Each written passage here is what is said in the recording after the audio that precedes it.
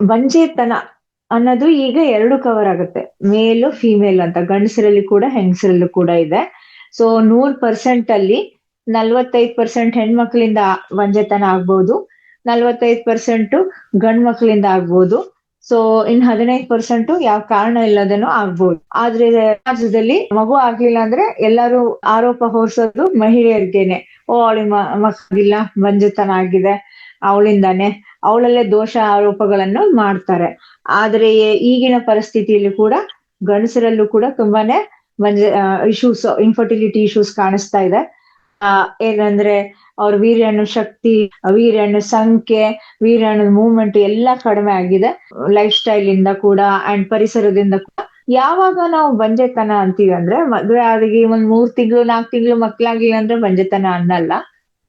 1 ವರ್ಷ ಗಂಡ ಹೆಂಡತಿ ನ್ಯಾಚುರಲ್ ಆಗಿ ಸಂಬಂಧ ಮಾಡಿದಾಗ, ಅವಾಗ ಲೈಂಗಿಕ ಸಂಪರ್ಕ ಹೊಂದಿದಾಗ ಕೂಡ 1 ವರ್ಷ ನ್ಯಾಚುರಲ್ ಆಗಿ ಪ್ರಯತ್ನ ಮಾಡಿದ್ರು ಕೂಡ ಅವರಿಗೆ ಮಕ್ಕಳು ಆಗದಿದ್ರೆ, ನಾವು ಅವಾಗ ಅದನ್ನ it's a primary infertility or secondary infertility ಅಂದ್ರೆ ಅದು ಬಂಜೆತನ ಅಂತ ಡಿಕ್ಲೇರ್ ಮಾಡ್ತೀವಿ. ಸುಮ್ನೆ 1 ತಿಂಗಳಿಗೆ 2 ತಿಂಗಳಿಗೆ ಮಕ್ಕಳಾಗ್ಲಿಲ್ಲ ಅಂದ್ರೆ ನಾವು ಹೇಳಲ್ಲ. 1 ವರ್ಷ ಆದ್ರೂ ನಾವು ಟೈಮ್ ಕೊಡ್ಬೇಕು. ಆಗ್ಲೂ ಕೂಡ ಗಂಡ ಹೆಂಡತಿ ರೆಗ್ಯುಲರ್ ಆಗಿ ಸಂಪರ್ಕ ಲೈಂಗಿಕ ಸಂಪರ್ಕ ಹೊಂದ್ರು ಕೂಡ ಅವ್ರಿಗೆ ಆಗಿಲ್ಲ ಅಂತಂದಾಗ ನಾವು ಅವಾಗ ಬಂಜೆತನ ಅಂತ ಹೇಳ್ತೀವಿ. ಮಹಿಳೆಯರಲ್ಲಿ ಬಂಜೆತನದ ಕಾರಣಗಳೇನಂದ್ರೆ, ನೋಡಿ, ಒಂದು ಮಗು ಆಗ್ಬೇಕಾದ್ರೆ ಸಿಂಪಲ್ ಪ್ರೊಸೆಸ್ ಅಲ್ಲ ಅದು. ಆದ್ರೆ ನಾವು ನೋಡೋದು ನಿಂತಿತ್ತು ಆಯ್ತು ಆ ತರ ಅಂತೀವಿ, ಅದು it is lot of science involved. ತುಂಬಾ ವಿಜ್ಞಾನ ಇದೆ ಅದರಲ್ಲಿ. ಈಗ ಒಂದು ಹುಡುಗಿ ದೊಡ್ಡವಳು ಆದ್ಲು ಅಂತಂದ್ರೆ, ರಿಪ್ರೊಡಕ್ಟಿವ್ ಏಜ್ ರೀಚ್ ಆದ್ಲು ಅಂತ ಅಂದ್ರೆ ಏನು ಅಂದ್ರೆ, ಈಗ 10-12 ವರ್ಷ ವರ್ಗುನು ಅವಳ ಅಂಡಾಶಯ ಎಲ್ಲ ಮಲ್ಗಿರುತ್ತೆ, ಅವಳ ಗರ್ಭಕೋಶ ಅಂಡಾಶಯ ಎಲ್ಲ ಮಲ್ಕೊಂಡಿರುತ್ತೆ, ಆಯ್ತಾ. ಆದ್ರೆ ಒಂದ್ ಏಜ್ ರೀಚ್ ಆದ ತಕ್ಷಣ ಬ್ರೇನ್ ಇಂದ ಫಸ್ಟ್ ಸಿಗ್ನಲ್ ಹೋಗ್ಬೇಕು. ಹಾರ್ಮೋನ್ಸ್ ಇಲ್ಲಿಂದ ಸೆಕ್ರೆಟ್ ಆಗಿ ಅದು ರಕ್ತನಾಳಗಳ ಮೂಲಕ ಮಲಗಿರೋ ಓವರಿಸಿಗೆ ಹೋಗಿ ಎಬ್ಬಿಸುತ್ತೆ. ಅಲ್ಲಿ ಅವಾಗ ಓವರಿಸು ಅಂದ್ರೆ ನಮ್ಮ ಅಂಡಾಶಯ ಅವು ಚುರುಗ್ಗೊಳ್ತವೆ, ಆಕ್ಟಿವೇಟ್ ಆಗ್ತವೆ. ಆವಾಗ ಅವು ಹಾರ್ಮೋನ್ಸ್ ಪ್ರೊಡ್ಯೂಸ್ ಮಾಡಿ, ಈಗ ಅಂಡಾಶಯದಲ್ಲಿ ನಾವು ಹುಟ್ಟುವಾಗ್ಲೇ ಹೆಣ್ಮಗುವಾಗಿ ಹುಟ್ಟಿದಾಗ ತುಂಬಾ ಸಾವಿರಾರು ಲಕ್ಷಗಟ್ಲೆ ಅಂಡಾಶಯ ಇರುತ್ತೆ. ಆದ್ರೆ ಬರ್ತಾವೆಲ್ಲ ಸತ್ತೋಗಿ ಸುಮಾರು 300-400 ಅಂಡಾಣುಗಳು ಉಳಿದಿರುತ್ತೆ. 2 ಅಂಡಾಶಯ ಸೇರಿದ್ರೆ 300-400. So in both ovaries around 400 eggs will be left out. ನಮ್ಮ ಪೂರ್ತಿ ಜೀವನ ಉದ್ದ ಆ ಅಂಡಾಣುಗಳು ರಿಲೀಸ್ ಆಗಿ ಪೀರಿಯಡ್ಸ್ ಆಗಕ್ ಸ್ಟಾರ್ಟ್ ಆಗ್ತೀವಿ. ಸೊ ನೀವು ನೋಡ್ಕೊಂಡಿರ್ತೀರಿ, ಹಿಂದಿನ ಕಾಲದಲ್ಲಿ ಒಂದು ಹುಡುಗಿ ದೊಡ್ಡದಾಯ್ತು ಅಂದ್ರೆ ಒಂದ್ ದೊಡ್ಡ ಫಂಕ್ಷನ್ ಮಾಡೋರು, ಊರ್ಗೆಲ್ಲ ಊಟ ಹಾಕ್ಸೋರು. ಏನಕ್ಕೆ ಅಂದ್ರೆ ಆ ಕಾಲದಲ್ಲಿ ಬೇಗ ಮದ್ವೆ ಮಾಡೋರು. ಹಾಗಾಗಿ ನಮ್ ಹುಡುಗಿ ದೊಡ್ಡವಳಾಗಿದ್ದಾಳೆ, ಅದಕ್ಕಾಗಿ ಈಗ ಅವಳು ಮದ್ವೆ ಲಾಯಕ್ಕು. ಅವಳು ರಿಪ್ರೊಡಕ್ಟಿವ್ ಏಜ್ ಸೆಟ್ ಆಯ್ತು ಅವಳಿಗೆ ಅಂತ ಅಂದ್ರೆ, ಅಂಡಾಶಯದಿಂದ ಅಂಡಾಣು ಬರ್ತಾ ಇದೆ, ಸೊ ಅವಳಿಗೆ ಮದ್ವೆ ಆದ್ರೆ ಚಾನ್ಸಸ್ ಜಾಸ್ತಿ ಇದೆ ಅಂತ ಆಗುತ್ತೆ. ಸೊ ಈಗ ನಾನು ಹೇಳಿದೆ ನಿಮ್ಗೆ ಸೈನ್ಸ್ ಬಹಳ ಇದೆ ಇದರಲ್ಲಿ ಅಂತ. ಈ ದೊಡ್ಡ cycle, brain to ovaries to our uterus, ಅಂದ್ರೆ ನಮ್ಮ ಬ್ರೇನ್ ಮೆದುಳಿಂದ ನಮ್ಮ ಅಂಡಾಶಯವರೆಗೂ, ಅಲ್ಲಿಂದ ನಮ್ಮ ಗರ್ಭಕೋಶದಲ್ಲಿ, ಅದ್ರ ಮಧ್ಯೆ ಇರೋ ಫೆಲೋಪಿಯನ್ ಟ್ಯೂಬ್ಸ್ ಅಲ್ಲೂ ಏನಾದ್ರೂ ಸಣ್ಣ ಪುಟ್ಟ ತೊಂದರೆ ಆದ್ರೂ ಕೂಡ ನಿಲ್ಲ ಚಾನ್ಸಸ್ ಕಡಿಮೆ ಆಗುತ್ತೆ, ಪ್ರೆಗ್ನೆಂಟ್ ಆಗೋ ಚಾನ್ಸಸ್ ಕಡಿಮೆ ಆಗುತ್ತೆ.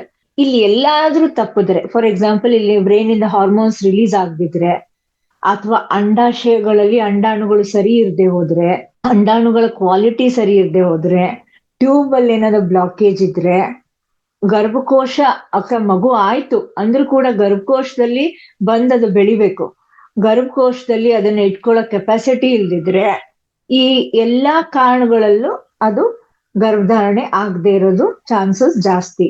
ಸೊ ಬ್ರೇನು, ಅಂಡಾಶಯ, ಟ್ಯೂಬ್ಸು, ಗರ್ಭಕೋಶ, ಯೂಟರಸ್ಸು, ಪ್ಲಸ್ ನಮ್ ಹಾರ್ಮೋನಲ್ ಚೇಂಜಸ್ಸು, ಇವೆಲ್ಲ ಸರಿ ಇದ್ರೇನೆ ಒಂದು ಮಗು ಆಗೋದು.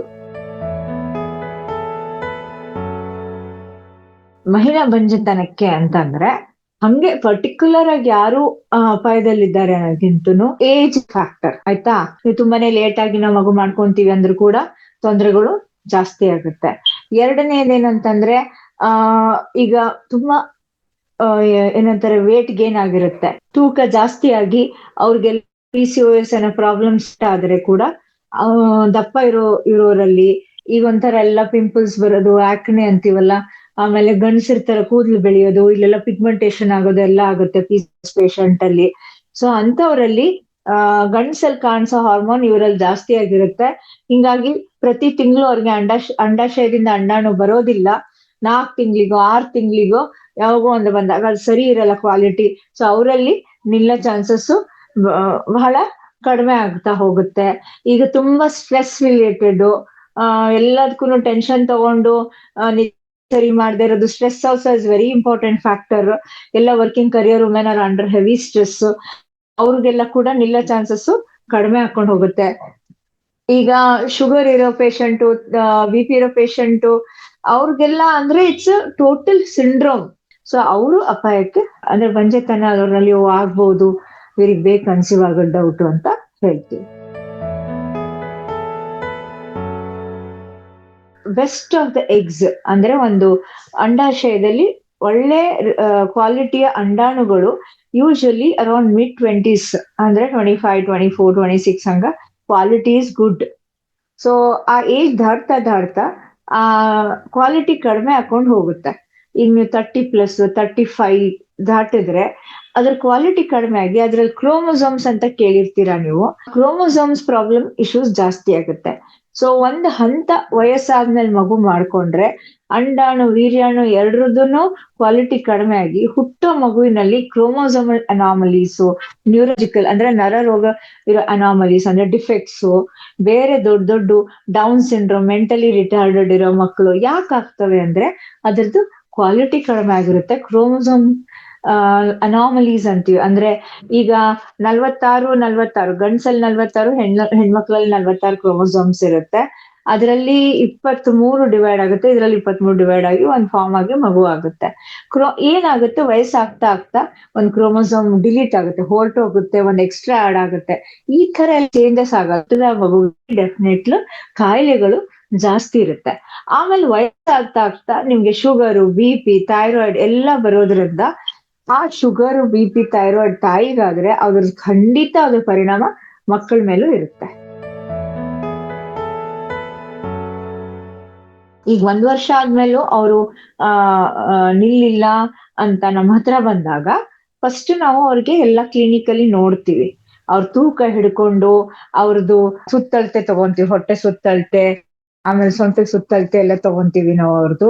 ಆಮೇಲಿಂದ ಅವ್ರದ್ದು BP ಎಲ್ಲ ನೋಡ್ಬಿಟ್ಟು ಕೆಳಗಡೆಯಿಂದ ಎಲ್ಲ ಪರೀಕ್ಷೆ ಮಾಡಿ ಅವ್ರದ್ದು ಎಲ್ಲ ಯಾವ ರೀತಿ ಏನೋ ತೊಂದರೆ ಇದೆಯಾ ನೋಡ್ತೀವಿ, ಅವ್ರಿಗೆ ಏನೋ ಸಿಂಪಲ್ ಇನ್ಫೆಕ್ಷನ್ ಇದೆಯಾ ನೋಡ್ತೀವಿ. ಆಮೇಲಿಂದ ಅವ್ರದ್ದು ಫುಲ್ ಬ್ಲಡ್ ಟೆಸ್ಟ್ ಎಲ್ಲ ಮಾಡಿಸ್ತೀವಿ. ಬ್ಲಡ್ ಟೆಸ್ಟ್ ಅಲ್ಲಿ ಹಾರ್ಮೋನಲ್ ಚೆಕಪ್ ಇರುತ್ತೆ, ಅವ್ರದ್ದು ಲಿಪಿಡ್ ಪ್ರೊಫೈಲ್ ಎಷ್ಟಿದೆ, ಅವ್ರಿಗೆ ಏನಾದ್ರೂ ಬೇರೆ ತೊಂದರೆಗಳಿದಾವ ಅವೆಲ್ಲ ನೋಡ್ತೀವಿ. ಅದಾದ್ಮೇಲೆ ನಾವು ಒಂದೊಂದ್ಸರಿ ಬಹಳ ಸಣ್ಣ ಕಾರಣ ನಿಂತಿರಲ್ಲ, ಅದನ್ನ ಲೈಕ್ ಫಾರ್ ಎಕ್ಸಾಂಪಲ್ ಅವ್ರಿಗೆ ಗಂಡ ಹೆಂಡತಿ ಯಾವಾಗ ಸೇರ್ಬೇಕು, ಲೈಂಗಿಕ ಸಂಪರ್ಕ ಮಾಡ್ಬೇಕು ಅದು ಗೊತ್ತಿರಲ್ಲ, ಸೊ ಸರಿಯಾಗಿ ಮಾಡ್ತಿರಲ್ಲ.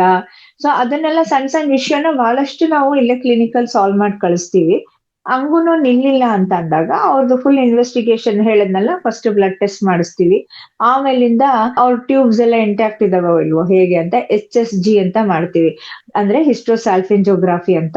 ಕೆಳಗಡೆಯಿಂದ ನಾವು ಬಿಟ್ಟು ಎಕ್ಸ್ರೇ ತೆಗಿತೀವಿ, ಅದೆಲ್ಲ ಹೊರಗಡೆ ಬಂದು ಇರ್ಬೇಕು. ಅದು ಚೆಲ್ಲಿದೆ ಅಂತ ಅದು ಸರಿ ಇದೆ ಟ್ಯೂಬ್ಸ್ ಅಂತ ನೋಡ್ತೀವಿ.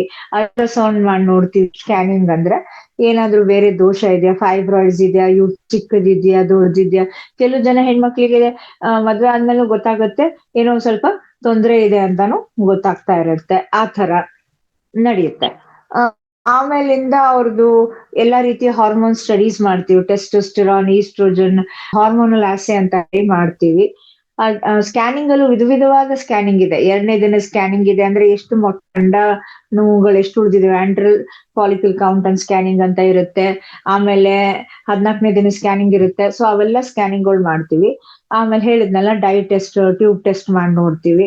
ಅದಾದ್ಮೇಲೆ ಬಿಸಿನಲ್ಲಿನೂ ವೀರ್ಯಾಣುದು ಸೀಮೆನ್ ಅನಾಲಿಸಿಸ್ ಮಾಡ್ತೀವಿ, ಅವರಲ್ಲಿ ಏನಾದ್ರೂ ತೊಂದರೆ ಇದೆಯೋ ನಾವು ಚೆಕಪ್ ಮಾಡ್ತೀವಿ. So these are the basic investigations. ಈ ತರ ಒಂದು ಸಿಂಪಲ್ ಇನ್ವೆಸ್ಟಿಗೇಷನ್ಸ್ ಮಾಡಿ ಇದ್ರಲ್ಲಿ ಏನಾನ ತೊಂದರೆ ಇದ್ರೆ ಅದನ್ನ ಫಸ್ಟ್ ಸರಿ ಮಾಡ್ಕೊಂಡು, ಈಗ ಒಂದ್ ಮಹಿಳೆ 80 kg ಮೇಲೆ ಇರ್ತಾಳೆ. ಸೊ ಅವ್ಳ ತೂಕದಲ್ಲಿಂದಾನೇ ಬಹಳ ತೊಂದರೆ ಇದೆ ಅಂತ ಗೊತ್ತಾಗುತ್ತೆ. ಆ ತೂಕನ ನಾವು ಇಳಿಸ್ಬೇಕು ಹೇಗೆ ಅದನ್ನೆಲ್ಲ ಫಸ್ಟ್ ಟಿಪ್ಸ್ ಕೊಟ್ಟು ಆ ಸಿಂಪಲ್ ಪ್ರೊಸೀಜರ್ಸ್ ಎಲ್ಲ ಕೆಲವು ನಿಂತು ಹೋಗುತ್ತೆ. ಯಾವ ಫ್ಯಾಕ್ಟರ್, ಹಾರ್ಮೋನ್ಸ್ ಇದೆಯಾ, ಅವ್ಳ ತೂಕ, PCOS ಇದೆಯಾ, ಇನ್ನೇನೇನ್ ತೊಂದರೆ ಇದೆ, ಇಲ್ಲ ಅವ್ರ ಯೂಟ್ರಸ್ ಸಪೋರ್ಟ್ ಮಾಡ್ತಿಲ್ವಾ, ಅಥವಾ ಅಂಡಾಶಯದಿಂದ ಅಂಡಾಣು ಬರ್ತಿಲ್ವಾ, ಅಥವಾ ಟ್ಯೂಬಲ್ ಪ್ರಾಬ್ಲಮ್ ಇದೆಯಾ. ಸೊ ಅದ್ಮೇಲೆ ಒಂದೊಂದಾಗಿ ನಾವು ಸಾರ್ಟ್ ಔಟ್ ಮಾಡ್ಕೊಂಡು ಹೋಗ್ತೀವಿ. ಈಗ ಒಂದೊಂದ್ಸರಿ ಹಾರ್ಮೋನ್ ಡೆಫಿಷಿಯನ್ಸಿ ಇರುತ್ತೆ, ಆ ಹಾರ್ಮೋನ್ ಇಂದಾನೇ ನಿಲ್ತಾ ಇಲ್ಲ ಅಂದಾಗ ಹಾರ್ಮೋನ್ಸ್ ನ ಸಪ್ಲಿಮೆಂಟ್ ಆಗಿ ಟ್ಯೂಬಲ್ ಬ್ಲಾಕೇಜ್ ಇದೆಯಾ, ಯಾವ ಮಟ್ಟಕ್ಕಿದೆ, ಏನಕ್ಕಾಗಿದೆ, ಅದನ್ನೆಲ್ಲ ನಾವು ಇನ್ವೆಸ್ಟಿಗೇಟ್ ಮಾಡಿ ಅದನ್ನ ನಾವು ಸರಿ ಮಾಡ್ತೀವಿ. ಈಗ ಅಂಡಾಣುಗಳು ಬರ್ತಿಲ್ವಾ, ಯಾಕೆ ಬರ್ತಿಲ್ಲ, ಅದನ್ನೆಲ್ಲ ನಾವು ಅದೊಂದು ಸ್ಟಡಿ ಮಾಡ್ತೀವಿ. So there are many ways to treat a lady. ಈಗ ನೋಡಿ ಆ ತರ ನಾವು ಮೊದಲೆಲ್ಲ ಬೇಗ ಮದುವೆ ಮಾಡೋರು, 16 ವರ್ಷಕ್ಕೆ ಮದುವೆ ಮಾಡೋರು, 17ಕ್ಕೆ ಮಗು ಆಗ್ಬಿಡೋದು. ಅವಾಗ ತುಂಬಾ ಅದರ್ ಕಾಂಪ್ಲಿಕೇಶನ್ಸ್ ಬೇರೆ ಇರೋದು, ಅರ್ಲಿ ಪ್ರೆಗ್ನೆನ್ಸಿ, ಅರ್ಲಿ ಏಜ್, ಅದರಿಂದ ಇದು ಫಿಟ್ಸ್ ಬರೋದು, BP ಹೆಚ್ಚಿಗಾಗಿ ಆ ತರ ಎಲ್ಲ, ಅಥವಾ ರಕ್ತಹೀನತೆ ಇರೋದು, ಮಗು ಬೆಳೆದೇ ಇರೋದು, ಇವೆಲ್ಲ ತುಂಬಾ ಕಿರಿಕಿರಿ ಕೊಡೋದು. ಈಗ 30+ ನೀವು ಹೋಗ್ತಾ ಹೋದ್ರೆ ಈಗ ಎಲ್ಲಾರು ಏನ್ ನೋಡ್ ಗೊತ್ತಾ, ಮದುವೆನೇ ಲೇಟ್ ಆಗ್ತಿದ್ದಾರೆ. ಸೊ ಮಗು ವಿಚಾರ ಎಲ್ಲ 30+ ಮಾಡ್ಕೊಂತಾರೇನೆ ಒಂದು. ಸೊ ತೀರಾನು ಲೇಟ್ ಮಾಡ್ಕೋಬೇಡಿ ಅಂತ ನಾವ್ ಹೇಳೋದು, ಯಾಕಂದ್ರೆ ಬೇರೆ ಇಶ್ಯೂಸ್ ಬರ್ತವೆ. 20s ಅಂದ್ರೆ 25, 26, 27 ಆ ತರ the best ones to have a baby. But it's not wrong after 30 also to conceive, it's okay. But after 35 definitely the problems will be more.